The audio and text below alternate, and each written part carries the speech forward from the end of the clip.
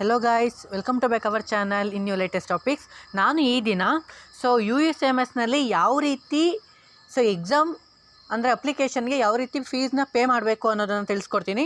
ಈ ವಿಡಿಯೋ ಶುರು ಮಾಡೋಕ್ಕಿಂತ ಮುಂಚೆ ನಮ್ಮ ಚಾನಲ್ ಸಬ್ಸ್ಕ್ರೈಬ್ ಮಾಡ್ಕೊಂಡ್ರೆ ತಪ್ಪದೇ ಸಬ್ಸ್ಕ್ರೈಬ್ ಮಾಡ್ಕೊಳ್ಳಿ. ಯಾಕಪ್ಪ ಅಂತ ಅಂದರೆ ಆಲ್ಮೋಸ್ಟ್ ಆಲ್ ತುಮಕೂರು ಯೂನಿವರ್ಸಿಟಿಯ ಅಪ್ಡೇಟ್ಸ್ ಆಗಿರ್ಬೋದು, ಪ್ರತಿಯೊಂದು ಎಲ್ಲನೂ ನನ್ನ ಚಾನಲ್ ಸಿಗ್ತಾ ಇರುತ್ತೆ. ಬನ್ನಿ, ಈ ವಿಡಿಯೋ ಇಷ್ಟ ಆದರೆ ಒಂದು ಲೈಕ್ ಮಾಡಿ ಮತ್ತು ನಮ್ಮ ಚಾನಲ್ ಸಬ್ಸ್ಕ್ರೈಬ್ ಮಾಡಿಕೊಂಡು ನಿಮ್ಮ ಫ್ರೆಂಡ್ಗಳಿಗೆ ಆದಷ್ಟು ಈ ವಿಡಿಯೋ ಶೇರ್ ಮಾಡಿ. ಯಾವ ರೀತಿ ಅದರಲ್ಲೂ ಮೊಬೈಲ್ನಲ್ಲಿ ಯಾವ ರೀತಿ ಅಮೌಂಟ್ ಪೇ ಮಾಡಬೇಕು ಅನ್ನೋದನ್ನು ನೀಟಾಗಿ ತಿಳಿಸ್ಕೊಡ್ತೀನಿ. ಬನ್ನಿ ವಿಡಿಯೋ ಶುರು ಮಾಡೋಣ.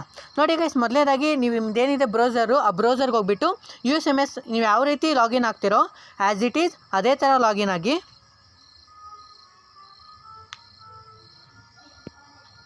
ಮೊದಲನೇದಾಗಿ ಈ ರೀತಿ ಬರುತ್ತೆ. ನೀವು ಒಂದೇ ಒಂದು ಅಡ್ಜಸ್ಟ್ಮೆಂಟ್ ಮಾಡ್ಕೊಬೇಕು. ಏನಪ್ಪ ಅಂತಂದರೆ, ನೀವು ಯಾವಾಗಲೇ ನೀವು USMSನ ನೀವು ರಿಜಿಸ್ಟ್ರೇಷನ್ ಅಥವಾ ಲಾಗಿನ್ ಆಗಿ ಇಲ್ಲಿ ಡೆಸ್ಕ್ಟಾಪ್ ಸೈಟ್ ಅಂತ ಇರುತ್ತೆ.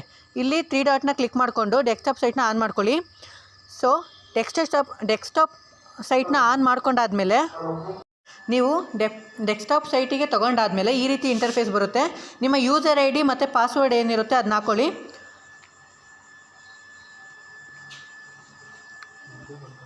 ಸೊ ಹಾಕೊಂಡಾದ್ಮೇಲೆ ನಿಮ್ಮ ಕ್ಯಾಪ್ಚಾ ಏನಿದೆ ಅದನ್ನು ನೀಟಾಗಿ ಎಂಟರ್ ಮಾಡ್ಕೊಬೇಕು. ನೀವು ಜಸ್ಟ್ ಲಾಗಿನ್. ಸ್ವಲ್ಪ ಹೊತ್ತು ಒಂದು ಫ್ಯೂ ಸೆಕೆಂಡ್ಸ್ ವೆಯ್ಟ್ ಮಾಡಿ, ಅದು ಲೋಡಿಂಗ್ ಆಗ್ತಾ ಇರುತ್ತೆ. ಈ ರೀತಿ ನಿಮ್ಮದು ಇಂಟರ್ಫೇಸ್ ಬರುವಂಥದ್ದು.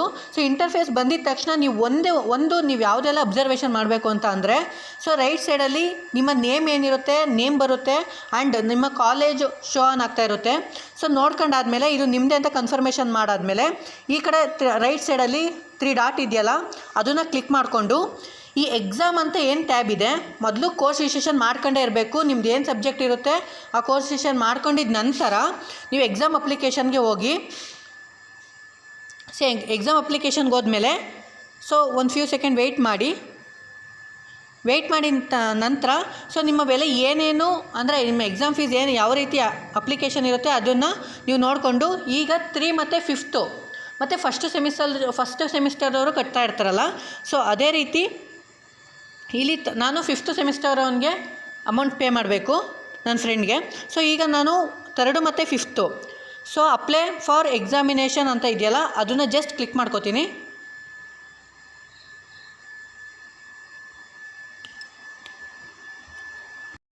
ಈ ರೀತಿ ಆದಮೇಲೆ ನಿಮ್ಮದೇನು ಅಪ್ಲೈ ಫಾರ್ ಎಕ್ಸಾಮಿನೇಷನ್ ಇರುತ್ತೆ, ಅಪ್ಲೈ ಮಾಡ್ಕೊಂಡಾದ್ಮೇಲೆ ನಿಮ್ಮ ರಿಜಿಸ್ಟರ್ ನಂಬರು ಆ್ಯಂಡ್ ನಿಮ್ಮ ಡೇಟ್ ಆಫ್ ಬರ್ತು, ನಿಮ್ಮ ನೇಮು ಕರೆಕ್ಟಾಗಿದೆಯಾ ಅಂತ ನೀಟಾಗಿ ಚೆಕ್ ಮಾಡಿಕೊಂಡು, ಮತ್ತು ಯಾವುದಕ್ಕೆ ಕಟ್ತಾ ಇದ್ದೀವಿ 5th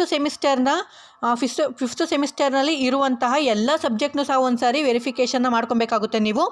ವೆರಿಫಿಕೇಷನ್ ಮಾಡ್ಕೊಂಡಾದ್ಮೇಲೆ 3rd ಸೆಮ್ಮಲ್ಲಿ ಯಾವುದಾದ್ರು ಬ್ಯಾಕ್ಲಾಗ್ಸ್ ಇದ್ದಾಗ ಈ ರೀತಿ ಶೋ ಆನ್ ಆಗುತ್ತೆ.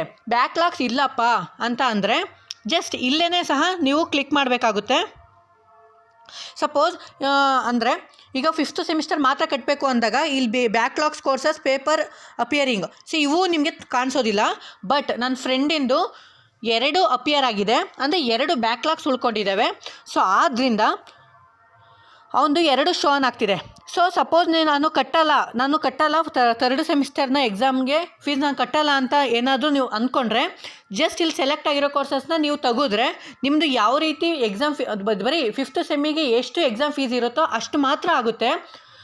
ನಂತರ ಇಲ್ಲ ನಾನು 3rd ಸೆಮಿಸ್ಟರ್ಗೂ ಕಟ್ಕೋತೀನಿ, ಇಲ್ಲ ನಂದು 1st ಸೆಮಿಸ್ಟರ್ ಹೋಗಿದೆ ನಂದು 1st ಸೆಮಿಸ್ಟರ್ಗೂ ಕಟ್ಕೋತೀನಿ ಅಂದಾಗ ಇಲ್ಲಿ ಅಪಿಯರ್ ಆಗೋ ಸಬ್ಜೆಕ್ಟ್ನೆಲ್ಲ ಈ ಥರ ಕ್ಲಿಕ್ ಮಾಡ್ಕೊಳ್ಳಿ. ಕ್ಲಿಕ್ ಮಾಡ್ಕೊಂಡಾದ್ಮೇಲೆ ನಿಮ್ಮದು ಇಲ್ಲಿ ಆ್ಯಡ್ ಆನ್ ಆಗುತ್ತೆ. ಅಂದರೆ current term semester exam fees, marksheet fees ಮತ್ತು ಬ್ಯಾಕ್ಲಾಗ್ ಫೀಸ್ ಅಂತ ಎಲ್ಲ ಆಲ್ಮೋಸ್ಟ್ ಆಲ್ ಕಲೆಕ್ಟ್ ಆಗುತ್ತೆ. ಇಷ್ಟ ಆದಮೇಲೆ ಎಲ್ಲನೂ ಕರೆಕ್ಟಾಗಿದೆ ಅಂತ ವೆರಿಫಿಕೇಷನ್ ಮಾಡ್ಕೊಂಡಾದ್ಮೇಲೆ ಜಸ್ಟ್ ಪೇ ಅಂತ ಕ್ಲಿಕ್ ಮಾಡ್ಕೊಳ್ಳಿ. ಇಲ್ಲಿ ಕೇಳ್ತಿದೆ ನೋಡಿ, are you sure you want to pay exam application fee? Yes, ನಾನು ಕಟ್ಟೋದಕ್ಕೆ ಕಟ್ತೀನಿ ಅಂತ ಅಂದ್ಕೊಂಡಿರ್ತೀರಲ್ಲ, ಜಸ್ಟ್ ಎಸ್ ಅಂತ ಕ್ಲಿಕ್ ಮಾಡಿ. ಜಸ್ಟ್ ಫ್ಯೂ ಸೆಕೆಂಡ್ಸ್ ವೆಯ್ಟ್ ಮಾಡಿ. ಕೊಟ್ಟಾದಮೇಲೆ ಈ ರೀತಿ ಬರುತ್ತೆ. ನಿಮ್ಮದೇನಿದೆ ಪೇಯಬಲ್ ಅಮೌಂಟು ಪೂರ್ತಿ ಇಲ್ಲಿರುವಂಥದ್ದು. ನೀವು ಜಸ್ಟ್ ಪೇ ಅಂತ ಕ್ಲಿಕ್ ಮಾಡಿ.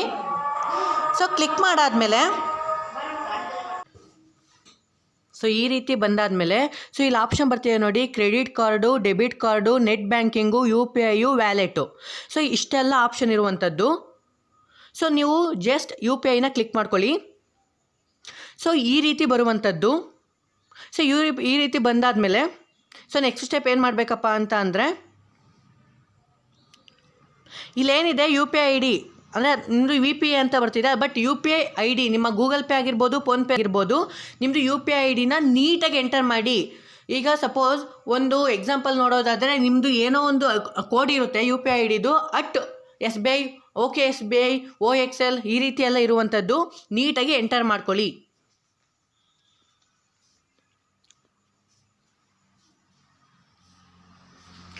ಬಟ್ ಇನ್ನೊಂದು ಹೇಳ್ತೀನಿ, ಈ ಏನಿದೆ ಈ ಅಮೌಂಟ್ ಅಂದರೆ ಈಗ ನನ್ನ ಫೋನಲ್ಲಿ ನಾನು ಕಟ್ತಾ ಇದ್ದೀನಿ, ನನ್ನದೇ ಮೊಬೈಲಲ್ಲಿ ಅಮೌಂಟ್ನ ಪೇ ಮಾಡಬಾರ್ದು. ಅಂದರೆ ಒಂದೇ ಮೊಬೈಲಲ್ಲಿ ಕಟ್ಟೋದಾಗಿರ್ಬೋದು ಮತ್ತು ಪೇ ಮಾಡೋದಾಗಿರ್ಬೋದು, ಎರಡೂ ಒಂದೇ ಫೋನಲ್ಲಿ ಮಾಡಬಾರ್ದು. ಸೊ ಒಂದರಲ್ಲಿ ಈಗ ನನ್ನ ಫೋನಲ್ಲಿ ನಾನು ಕಟ್ತಾ ಇದ್ದೀನಿ ಅಂತ ಅಂದಾಗ, ಇನ್ನೊಂದು ಫೋನ್ ಅಂದರೆ ನನ್ನ ಫ್ರೆಂಡ್ ಫೋನಿಂದ ತೊಗೊಂಡು UPI ID ಹಾಕ್ಕೊಂಡು ಪೇ ಮಾಡ್ತಾಯಿದ್ದೀನಿ. ಅದು ಬೇಕಾದ್ರೆ ಒಂದು ಕ್ಲಿಪ್ ಬೇಕಾದ್ರೆ ಹಾಕ್ತೀನಿ, ನಿಮಗೆ ನೋಡ್ಕೊಬೋದು. ಬಟ್ 2 ಫೋನ್ಸ್ ಇರಲೇಬೇಕು ಒಂದು ಪೇ ಮಾಡಬೇಕಾದ್ರೆ. ಸಪೋಸ್ ನೀವು ಒಂದೇ ಮೊಬೈಲ್ ಕಟ್ತಾ ಇದ್ದರೆ ಆಗುತ್ತೆ, ಬಟ್ ಕೆಲವೊಂದು ಸಾರಿ ಅಮೌಂಟ್ ಹೊರಟೋಗುತ್ತೆ, ಸಕ್ಸಸ್ಫುಲ್ ಆಗೋದಿಲ್ಲ. ಸೊ ಆದ್ದರಿಂದ ನೀಟಾಗಿ ನೋಡಿಕೊಂಡು ನೀವು ಪೇ ನೋ ಅಂತ ಇದೆಯಲ್ಲ ಅದನ್ನು ಕ್ಲಿಕ್ ಮಾಡಬೇಕಾಗುತ್ತೆ.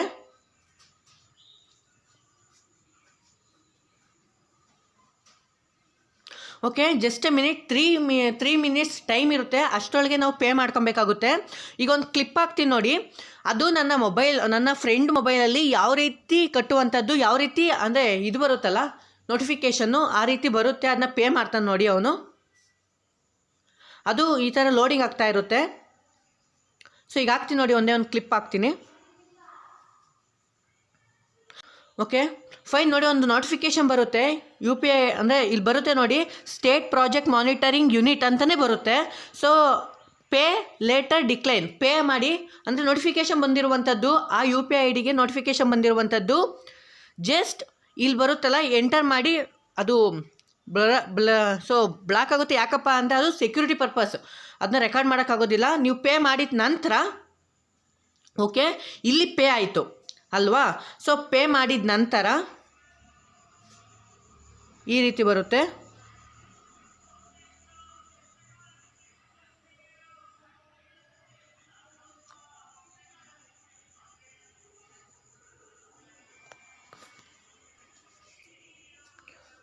ಸೊ ಪೇ ಮಾಡಿದ ನಂತರ ನೋಡಿ ಅಲ್ಲಿ ಸಕ್ಸಸ್ಫುಲ್ ಆಯ್ತಲ್ವಾ.